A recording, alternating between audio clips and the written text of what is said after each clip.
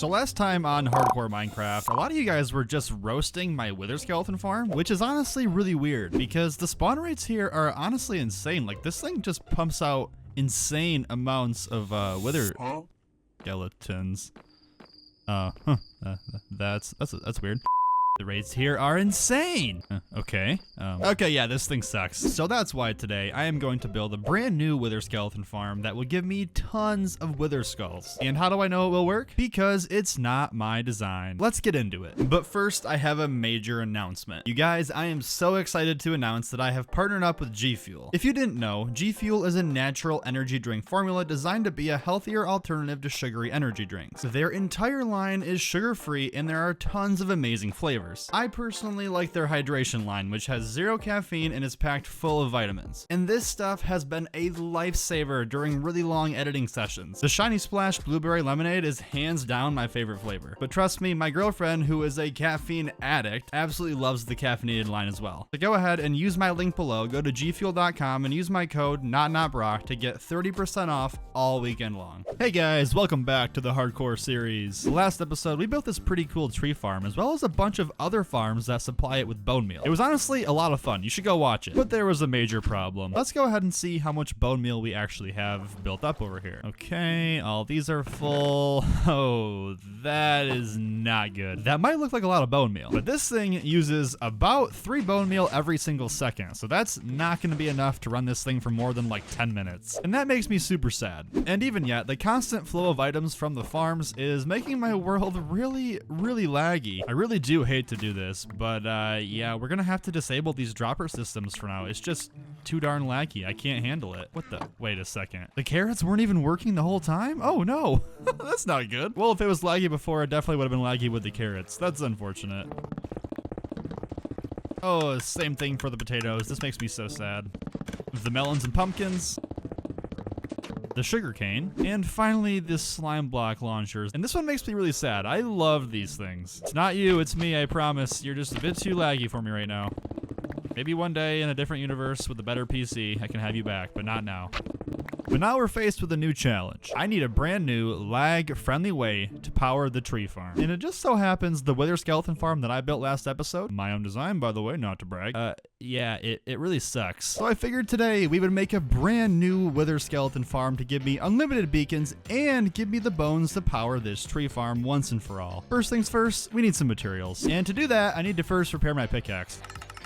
Just like that, we are totally repaired. Which is good because now we're heading off to the Nether to get the first thing that we need for this farm, which is a bunch of Nether brick. And I think we'll go over here to this fortress. This thing honestly has failed me so many times. I feel so let down by it. I'm just gonna steal everything I can from it. And I'm gonna need about 14 stacks, so I might be here for a little bit.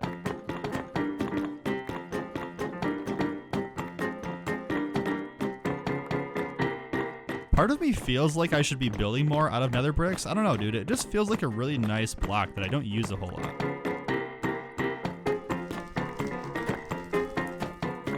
Make sure we're safe in these corners. Yeah, I think we're good over here. We should be okay.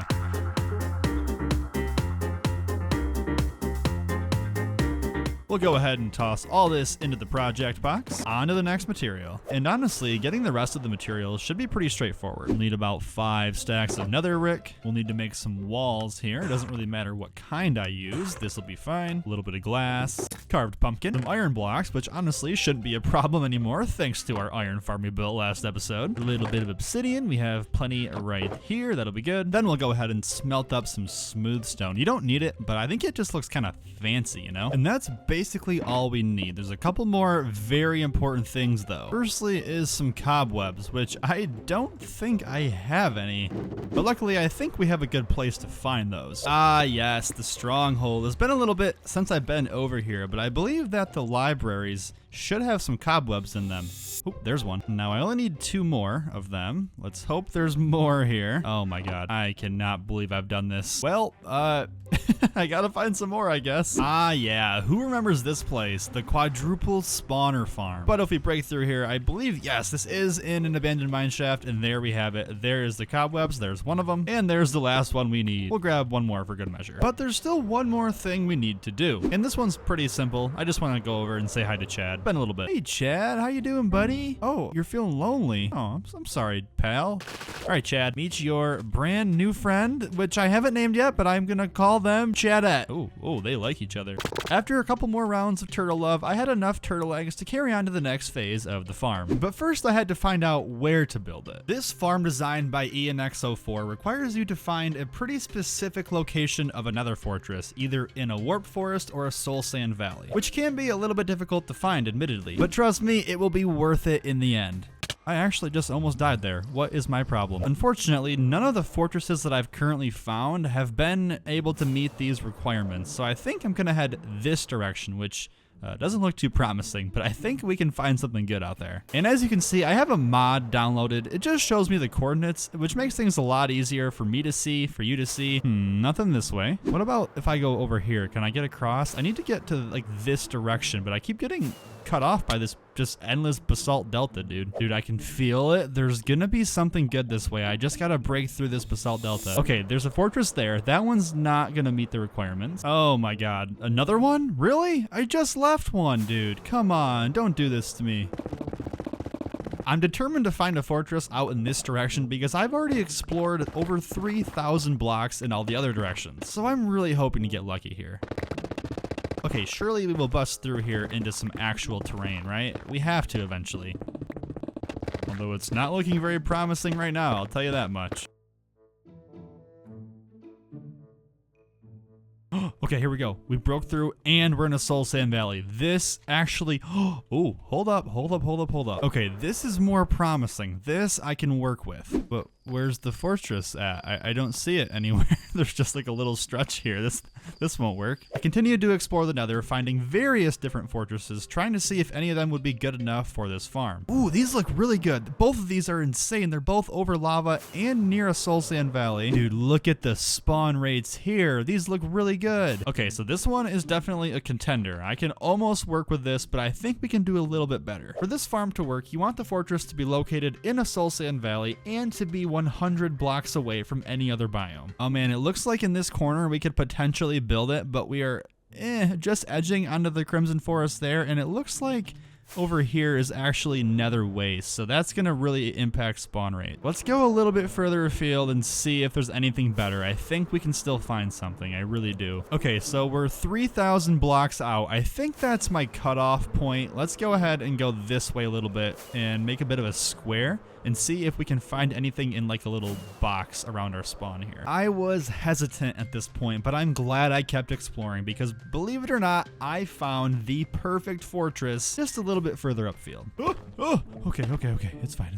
This might be it. This entire thing looks to be basically encased in and by a soul sand valley. There's a little bit of a basalt delta on this edge, but I think that if we go like somewhere in this corner, we can avoid everything and just be around the soul sand. This farm works because nether mobs can still spawn on nether bricks as long as they're inside the bounding box of the fortress. So what is the bounding box of a fortress? Well, that is a big imaginary box that surrounds the outermost edges of the fortress going out in all directions. So to find the bounding box of my fortress, I explored every inch of it and noted the outer coordinates of each of the bridges and the heights of all of the tallest points. Okay, easy fellas. Hey, what you doing, punk? What you doing?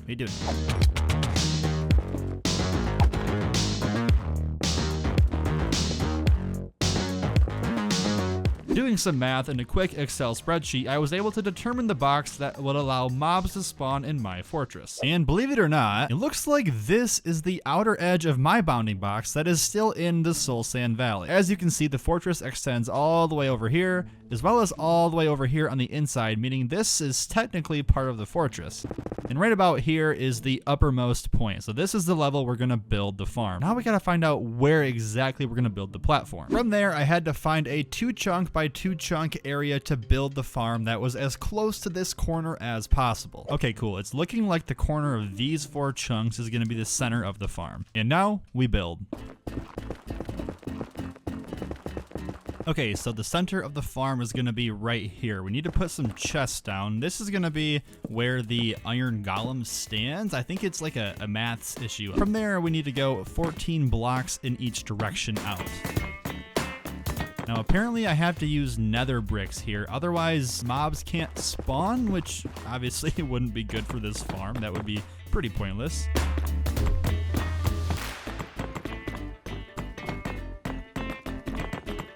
What the? You're not a wither skeleton. What are you doing here? Oh, no. No, no, no, no, no, no.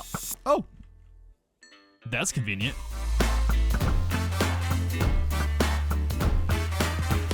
Okay, there we go. The platform is done. Now we need to get out our walls. We need to put these in a certain way so that magma cubes can't spawn. So we'll do 1 there, skip 2, another one, skip 2, another one, and basically we'll just repeat this path. Okay. Oh my god. This farm might kill me. Oh, now you want some. How fascinating. How lovely. Huh? Are you seeing this? Why is there a bunch of babies, dude? Why is there so many kids up here? What are you guys doing? Whatever. We're just gonna leave them be for now. I have work to do. Okay, there we go. The walls are in place. I think we're good to move on now. We'll put some turtle eggs on each of the corners. These are going to distract the zombie piglins that spawn. Okay, now we'll go ahead and cover these sides up with walls. I want to leave this side open. This is going to funnel all the mobs into the center here. Okay, this is honestly the part that I'm most scared about. I have to summon an iron golem to put in the center here, and if I somehow aggravate it, it will end my hardcore world before I can even blink. So let's just hope that doesn't happen. I think if I stand in the center here, we'll be okay. Get the lead out. We'll attach the lead to this guy. Let's try and just nudge you into here. Hey, oh, I did it. We'll fill this in. I feel kind of bad for him. He's just trapped there forever. I mean, I guess he has a job. At least he has a purpose, right? Okay, the mobs are going to spawn. They're going to pathfind to the iron golem, and they're going to go inside this portal. And this was the part that I was most nervous about. Linking nether portals requires precise calculation, and I knew if I made a mistake, the entire farm could be broken. After taking note of this portal's X, Y, and Z coordinates, it was time to head to my least favorite place in the entire world, the nether roof. And I hate doing this. It always feels so scary, and also it just feels kind of cheaty, but at the same time, it's kind of a part of the game. I mean, they put mushrooms up here, so you know that Mojang intends us to be up here. And now I had to simply find the coordinates I marked of the below portal and pillar up 125 blocks. All right, we're here, level 209. This should be basically the AFK level. The rest of the build up here on the nether roof was actually pretty straightforward. I began expanding a glass platform for me to stand on, and then built the portal that the wither skeletons would come through, placing blocks on one end of it to funnel them down into the kill chamber. I extended the glass platform over and built another portal, which would be how I exit the farm into the overworld. Noting the coordinates of the killing chamber portal, I went through to the overworld to find myself over 20,000 blocks from spawn. Okay. I think I'm safe. Dude, we are so far out from spawn right now. Ooh, that's a cool little cave entrance. Break that bad boy, because those are the wrong coordinates. So now I have to build this big platform thing in the sky. It's gonna basically accumulate all the wither skeletons as they come through the portals. I don't know. And after multiplying the coordinates that I just noted by 8 to find the correct overworld location, I finished setting up things on the overworld side. The skeletons teleport through the lower portal, and as they accumulate, they push each other along this long platform into the other portal where they are teleported back to the nether and into the kill chamber. Okay guys, we are basically ready to turn this thing on. Okay, we're gonna light this portal. We're gonna come over this way, put cobwebs right through here. We're gonna light this portal and then head on through. That's all we gotta do, head on through. Okay, let me step out of here and into the farm. And as of now, the wither skeleton farm is fully complete. Now I just have to wait like 2 minutes for the mobs to spawn down there and then filter in and funnel in the overworld. And then they'll be landing in here for me to kill them. Oh my god. It actually works. There's actually a wither skeleton here. There's 2, there's 3, there's 4, there's 5. With the farm officially complete, it was time to answer the very important question of how good is this thing actually? Okay, so I want to AFK here for like, let's say an hour, and let's see how many skulls we get. Leave a comment right now. How many skulls am I going to get in this hour? Let's wait and see.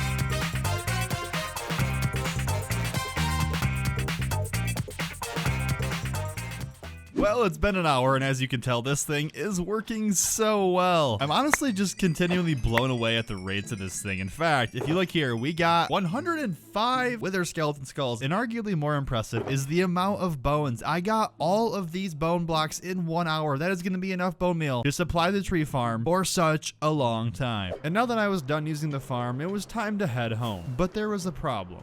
Dude, I might actually be trapped here.